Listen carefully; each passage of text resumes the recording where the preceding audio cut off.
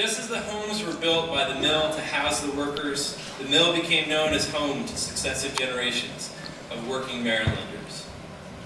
For much of the 20th century, Sparrows Point Steel Mill was the world's largest producer of steel, making the steel used in the Golden Gate Bridge, our own Bay Bridge, countless naval vessels, and more. The rhythm of working life in and around the company towns of Sparrows Point and Dundalk, including the African-American neighborhood of Turner Station, produced distinctive cultural traditions that continue today.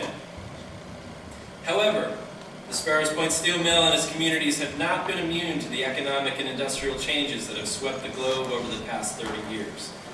In August of this year, the mill was purchased by a liquidator and the workers laid off.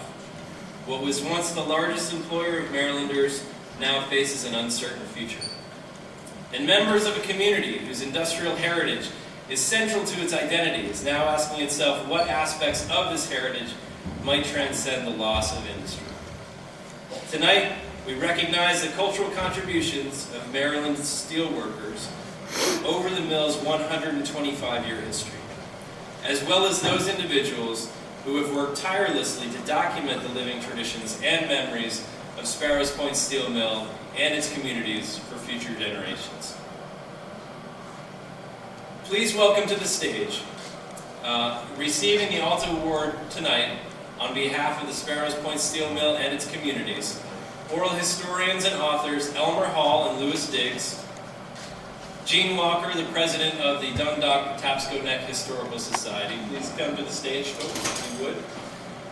And active and retired steelworkers Eddie Bartee Sr., Eddie Bartee Jr., and Latisse Sims.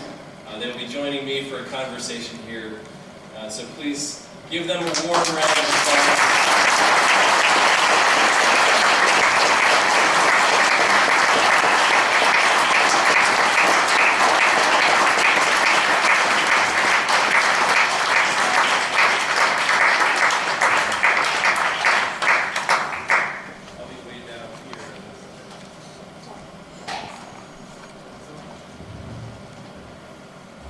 We should have some images popping up on the screen in just a moment.